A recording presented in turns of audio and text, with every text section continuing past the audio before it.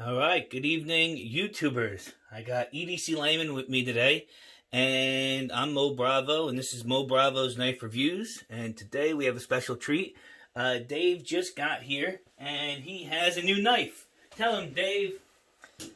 Yeah, so I've been following Nick Shabazz for a while, and me and Joe, we get excited about all things sharp, neck cut, and shoot, and get you drunk. So figured I would splurge on some recent winnings from the market and pick up the Grimsmo Norseman. So Joe put me onto a very good price, and I haven't even seen it yet, honestly. He has not, and this is his official unboxing video. Now, I know if everybody subscribes to the channel, they know and they saw the video that I posted a couple days ago when it came in to me. I think it was Wednesday.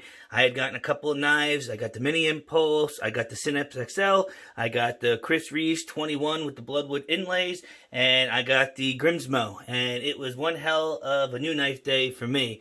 But what's great today is it is Dave's new knife day. And I said, what better way to do it than with some 12-year-old Whistle Pig rye that we are sipping on right now. Dave, what do you think? Do you like the Whistle Pig? It's good. I like it. Yeah, I was telling my buddy MB Wild today that the Whistle Pig is not the rye you're going to drink to knock somebody's socks off, but you could sip this all day long and enjoy it. And that's how I feel. Not a lot of burn, a good amount of flavor. And, what picked me up onto doing this today is MB posted a picture of Rabbit Hole Rye, and I have Rabbit Hole Derringer. So before our taste buds got blown away by the Derringer, I said, let me start with the Whistle Pig. We could ease our way into it, and after Dave has to get calmed down after seeing his Grimsmo, then we will dive into the Derringer. But just so that we can explain to everybody, this is Dave's first time here. His channel is Layman, or EDC Layman. Yep. And I'll post a link to that in the description. The knives that are on the table, we've got the Microtech Sigil Mark 6.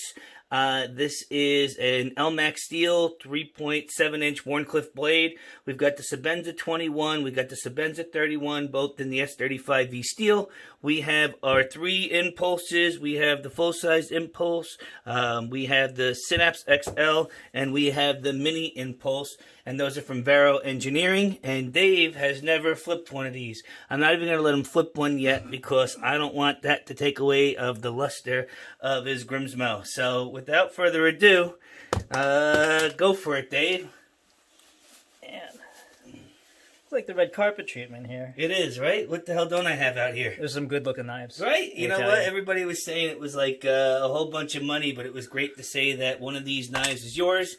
And that of all of them, that's the one I get to share with you today. Yeah, that's a good-looking piece. Yes, it does. it is. The pictures do it no justice, honestly. I've been excited for this knife for a long time. It's always sold out on the website. Always. Yeah, you found out on the forums that they offer this thing. Wow, that's smooth. Yeah, my buddy Chadwick gave me one hell of a deal on this, and I'm telling you, as soon as I saw that he offered it up to me, I was going to buy it anyway because I knew Dave was going to buy it. And it kind of just fell right into pieces. So make sure you keep that knife over the Punisher so that everybody can see the large, I don't know what they call that frickin' style blade. It's a Tonto, but it's a horsecock Tonto, they call it. I know, I saw somebody today on EDC Swap describe their knockoff Norseman as a horsecock, and it was hysterical because he's not wrong in determining it's kind of like what that blade shape is. Yeah, it's almost like a combo sheepsfoot / Natanto style blade.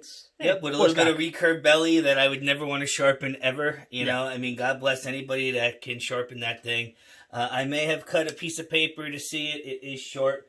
Like every Tonto edge, though, once you start using it, I always feel like it kind of takes the edge away, which is why, it is not my favorite blade shape, but you want to talk about being unique. Like Dave said, the pictures didn't do that thing any justice. And it's funny, right now, I'm already out there looking for my own Norseman because it's on the table, I like it, and if I can move another knife to get one, I probably will because that is a hell of a lot of fun to flick. It's a very large knife. And you know what? I didn't do too much research on the steel, Dave. Did you? They use interesting steel. For those of you that don't know, the Grimsmo knives are made in Canada, and they use RWL 34. I know they've got a couple of different steels with the Damascus. They come with stonewash finish, an acid wash finish, DLC. You could really get a lot. The scales are honeycomb. They're smooth.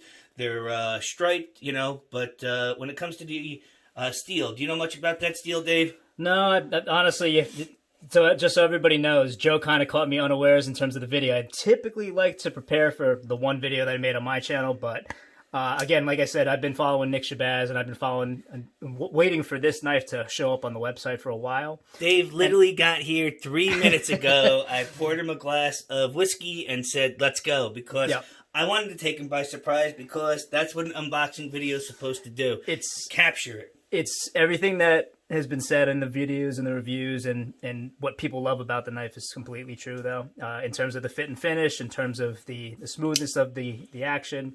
I mean, and this is this would be considered a frame lock, so it would. Yeah, so I mean, especially in a world where we're considering, you know, all kinds of different, you know, fancy things. I'm currently carrying around the Spyderco smock. Ooh, I can't wait to play with that. Yeah, it's a lot of fun. But I mean, just the difference in terms of the smoothness, the action. I mean, the smock comes in at anywhere between 150 and 210 probably, and this is obviously a much more high end knife. Sure. So I mean, in terms of just, you could just tell how much has gone into a piece like this. And again, Spyderco still wins head and shoulders above, in my opinion, all other brands, because of the value that you get under $200. It's ridiculous.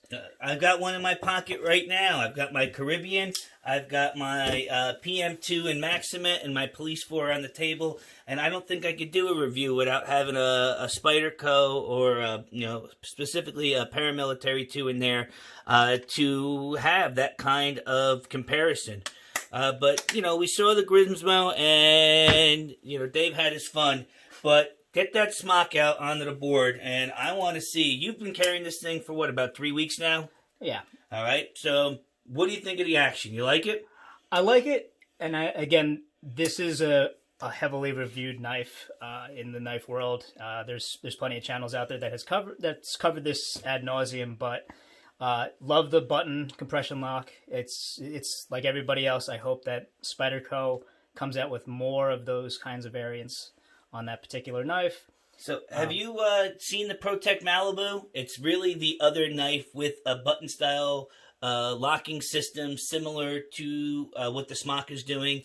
They call it the reverse Tonto blade. It does not have a Spidey hole, but when you talk to people, they're putting skiff bearings in them, and they say that the action's out of control. If you go on Knife Swap, you can't find one to buy for longer than 5 minutes for less than that $230 price point. And it's incredible. I'm upset that I haven't had an opportunity to. This is my first time going to be able to hold a smock and flick it. But the thing that I want to do, because I've been lusting over the Veros, and the flipper tab on the Vero is very similar to the smock. I'd like Dave to pick up the mini Vero, the mini Impulse down here. Oh, God. And I want you to do a little flip comparison video without any, you know. So here, flip it, pocket it, close it, and flip it. And I just want to see what you think of the Vero versus the smock. See, everybody does that, the death grip. It's the first thing you do when you flip a frame lock. Frame locks typically don't have flippers. You know, I know the XM18 has had the flipper, and I know I struggled with it. You'll see it on the previous reviews. I had a DLT exclusive skinny slicer, and once I got the hang of it, it was great. But son of a gun, the mini Impulse and the Impulse, now flip that Impulse, because I've tuned the action on the full-size Impulse. These are brand new, right? They are all brand new. This one's probably had the most action because I haven't stopped flicking it. That's so 100 times easier already. I mean, did you just kind of sit there and go like this all day? Well, that, and, you know, it's got a little bit tunable of a detent, and because the mini Impulse and the Synapse XL just got here yesterday or Wednesday. I haven't really had time to fiddle with them, but I can imagine that with a little bit of fiddling. Now, you put that down before doing my favorite thing. What I want you to do is Bic flip it, because why wouldn't you want a Bic flip? Yeah, so you do it with the mini impulse. It might be a little tough because of the action, but your hands are a little smaller than mine, and that's why, you know, Joseph Vero's putting knife shapes out and knife sizes out, all the different size. All right, yeah, get your hands off that frame lock. Oh, come on, Dave. You're making me look bad. Hey. Definitely not used to that. No, but right? I do like that it's here. I do like that it doesn't have, you know, the extended flipper tab on the back. Without a doubt. It stays in the pocket, doesn't get hung up on anything whatsoever. Now, this uses the liner lock. Now, you see how Dave is struggling doing the Bic flip with the liner lock. Well, Synapse, Vero Engineering recently came out with the Synapse XL. They've had the Synapse for a while. Now, this uses a bolster style, and you'll see the frame lock has the micarta that's attached to it. So you really only have this amount right here that modifies the position of the lock bar, which releases the blade. Now, Dave, I want you to grip the hell out of that thing and try and Bic flip it like I did before. Yep, watch out for your palm. Now, isn't that a lot easier because of how you're gripping it? And that's the difference between the bolster lock and the frame lock. And it's just something that you kind of get used to when you flip a liner lock for the first time. Now, I mean, even with the impulse, as smooth as it is, you know, if you squeeze the hell out of that frame, you are going to have a difficult time deploying it. When did you get the Mini? The Mini came in 2 days ago. Okay. Wednesday.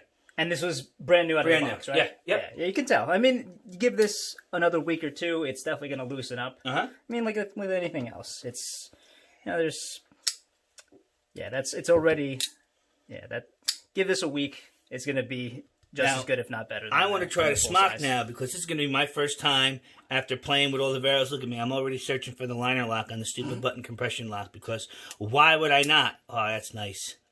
Now, fidget factor on this thing's through the roof. It's ridiculous. You know, I didn't think I was going to be able to Spidey flick this because I got big freaking thumbs, and that hole is tiny. Yeah, you see that? You know, especially, let me get the PM2 in here, and you just look at the size. I mean, you got gobs of room to get your thumb in there. Can you Spidey flick this guy or what? You know, I suck at Spidey flicking. I have to really get the, see, I suck. There you go. My Caribbean, show Dave. Go ahead, you can show off.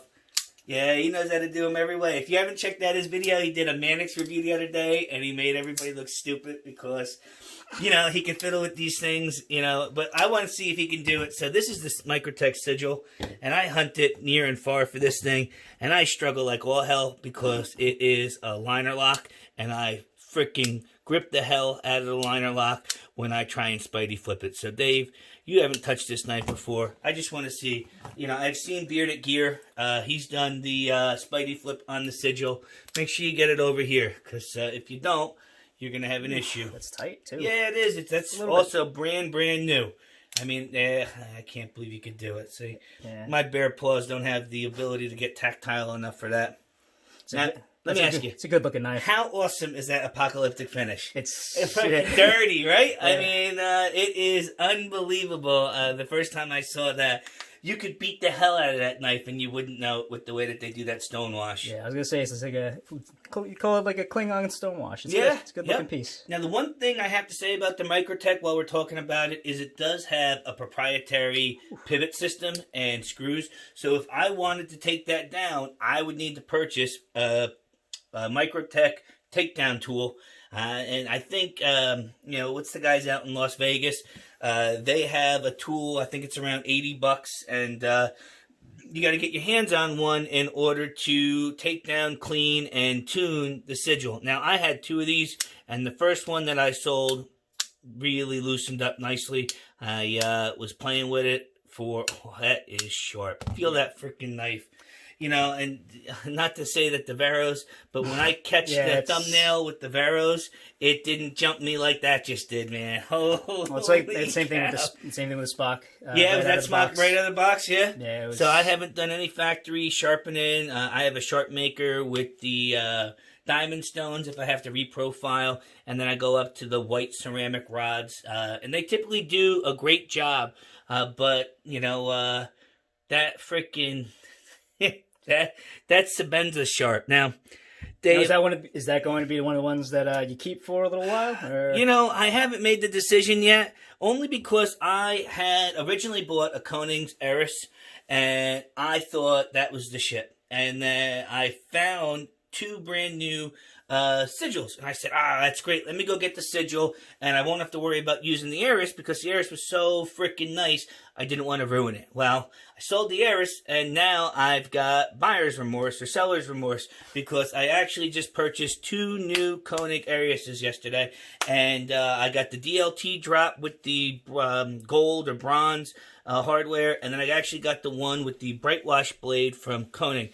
So I can't get rid of that Microtech until the Aries come in, because I have to feel them side by side to know which one I'm going to keep. And right now I'm leaning towards the Konig, and that's not a knock on the Aries. The Aries is on the Sigil is a fantastic blade, but it does not captivate and capture the love of flicking like the Aries did. I mean, I guess it's like starting out with the AAA or the 10 or the 11 or the 12 out of 10, and then going back to something. Because you got to remember, this knife's been discontinued since 2017. You're talking about this knife was released in like 2014. You're talking about 7 years of engineering expertise that has come out that, we're in the 4th generation of Konig Erises at this point. So between the lightning cuts, between the modification of the flipper tab, they've had 4 separate times to get their engineered solution to be better than their first one. And their first Eris was the one that really set the mark at Blade Show, that really captivated the audience, which has made them into the knife designer and knife maker that they are today. So you can't knock the Sigil for being what it is and when it was created, because that's unfair. Now let me just go ahead and say this: me and Joe seem to have both gravitate towards knives, but we both seemingly have grown into different facets of the knife world. So whereas I'll take Benchmade and Spyderco and CRK and a few different Bark River models and different things like that, Joe's jumped feet first into the higher end knives, the Sabenzas, the Microtechs, and the Veros, and it's great because he's able to buy them, trade them, etc. I'm honestly a little bit too lazy and too protective of the knives that I buy, so like this isn't going to win. There's no way I'm ever going to give that knife up. So, and that'll probably be my highest end knife in my collection for a while. But I'll continue to pick up more Benchmades. I'm going to continue to pick up more. I need to pick up a few more zero tolerances. But, I mean, it's hard to argue with the quality and the feel of a lot of these knives, especially the mini Vero. No, honestly, these are both the impulses, right? They are, yes. Yeah. Honestly, I didn't think I was going to like this knife because I thought it was going to be too big, but I actually like the feel more than the mini. I know, and I told that. I said it today on the Vero Facebook chat. I said, that is my Goldilocks, and I don't care for the Tonto blade. I thought the Synapse with the drop point style blade was going to be better suited for me, but son of a gun, that impulse checks all the boxes. It fits right in my hand perfectly. It's got a sweet action, and I keep telling everybody that one's not for sale. I mean, it is. Now, did you get this one secondhand, or did you get this one brand? Yeah, I bought all my Veros secondhand. I do have 2 isotopes pre-ordered. I got one in red carbon fiber, one in black carbon fiber. And to be honest, it's very cool that they are integral locks. I'm very interested to see how the group at Vero Engineering and Best Tech really come up with an integral lock mechanism and how it compares to the Impulse, because, this is like what we say all the time about the Spyderco, paramilitary 2, or the Sabenza. It's like, all right, they made the 31, but how long were they making 21s before they finally said, all right, we're going to stop making 21s? I mean, this Sabenza right here is from 2012, and it is beautiful. I mean, absolutely beautiful. So Bloodwood, right, on this one? Yeah, it's got Bloodwood orange scales or Bloodwood scales, and what you find is, how is Joseph Vero and Vero Engineering coming up with different ways to make different knives that are as good as what the Impulse is, and he's got one hell of a challenge on his hand. I mean, this is fantastic. This Impulse is great. It's got great ergonomics. It is a tremendous blade, 3.8 inches in the drop point configuration. Now, this is stonewash, and I'm not sure if you'll be able to capture it or not, but this mini Impulse is hand satin, yeah, I think it's hand satin finish, and it's terrific. Don't get me wrong, but the way they're doing the stonewash is, you know, really my favorite. They're really doing a great job with this knife. You can use the hell out of it, and you'll never notice. Yeah, little tiny finger choil in this guy too. It looks like I like this. I like the one on here. It kind of reminds me of the Mannix finger choil a little bit. And on a straight, linear blade like this, it's kind of interesting. The one thing I'll say about this, and I'll give it a pass because it's secondhand, and you can probably adjust it by taking it apart, etc. But little off on the centering is the only knock that I would have on this. Everything else, though, I love about this knife. Yeah, and I will just say, to defend Vero, just like Dave said, if you were to compare the centering on the Mini, as it is brand new, right on, is right on. And if you wanted to compare the Synops, because I did this today before Dave got here, as you can see, it is right on. So it's probably a little bit having to do with how adjusted it is in the detent. But, I mean, you want to talk about drop shutty. It is amazing. It's the knife that I would pick. If you gave me my choice of any of the knives on this table, I would pick this one. And it's crazy because this knife was in that $300 platform. Now, I wish I afforded any of these freaking knives for the $300. I mean, I was surprised today, too. The Axon, which is another smaller, less cost-effective knife, is $200. And they're going for almost $400 on the swap boards. And it's crazy. I almost pulled the trigger on one, but I said, you know what, let me pump the brakes. And how much better could it be than what you're seeing with the Impulse right now? I mean, it is tremendous. So, what's the steel overview again? Give me a breakdown here. So that's S35VN in the, and this is really funny and a testament to how CRK has been doing their hardening and how they've been developing their knives. You have a 9-year difference between these knives. This is 2012. This is a 2020. So 8 years between them, and they're both using the same steel, S35VN. And here's the cord just to show you what they used to look like. And you'll see he's using 58 to 59 RC or Rockwell hardness indication. And, it's incredible. It's a testament. And I know it's funny because everybody knocked Chris Reeves, and now I don't know if everybody's seen the Zons are coming out in S45VN steel, and I'm very excited to get my hands on one of them. I might try and move my 31 for a Zon with S45VN steel just to see. But so we got S35VN steel. All of the Impulses are M390. The Sigil is LMAX. That's my only knife that is in LMAX steel. And being that it's brand new in box, I have not even cut a piece of paper with that guy. I think the only thing I cut with that was my fingernail when I was just closing it.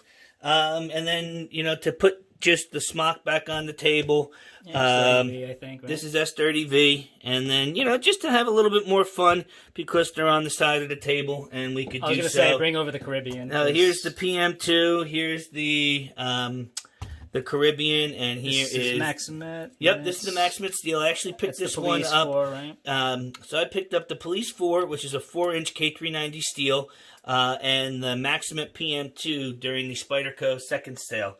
And I'm telling you, I can't find a single reason why this is a second sale on this Police 4, and I freaking love it. This blade eats up cardboard. It is almost too big. It is incredible.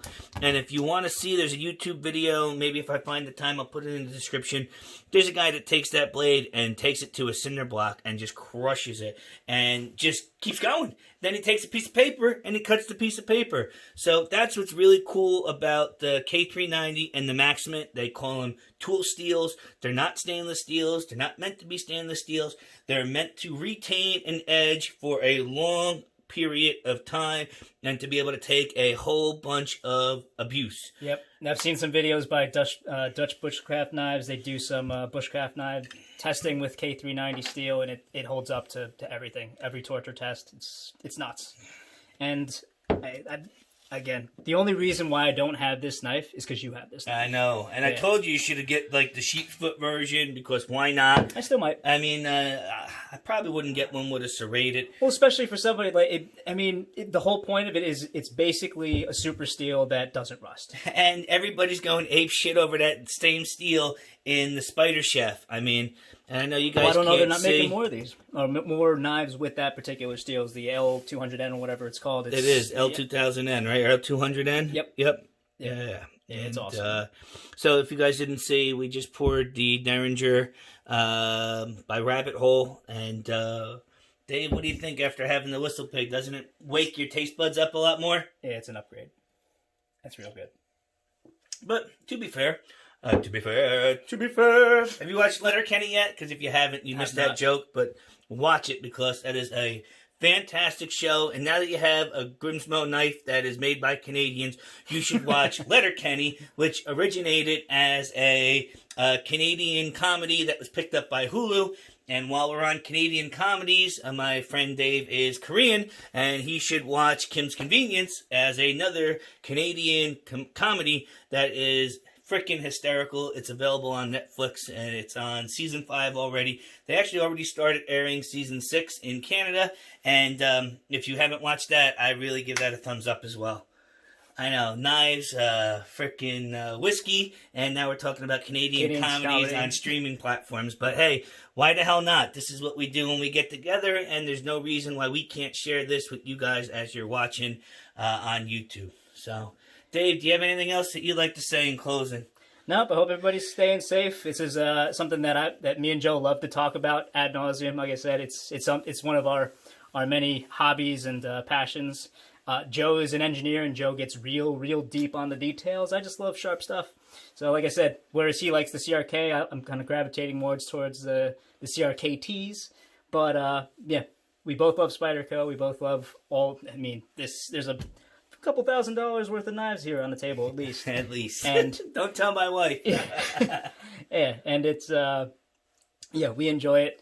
But yeah, hope you guys enjoyed, and yeah, see you on the next video. Yeah, and I hope that we get a chance to, have a type of video like this again. Like I said, Dave was really a supporter of me doing this to start. So much so, he started doing his own, and now I'm really thankful to have the opportunity to do it together. And I'm hoping for more opportunities, because like I said, this is what we do on Tuesdays, on Thursday nights, when Dave texts me and his fiance goes, "Hey, is that about a gun, about a knife, or a whiskey?" He's not wrong, and as you can see, we're doing that same type of thing with you guys on YouTube. And if you waited 28 minutes long for that, I again just want to say thank you. Make sure you like the video, subscribe. I'm going to share Dave's YouTube channel as well, and hopefully you tune in to the next video. Yep. You guys have a good night. Cheers. Salud.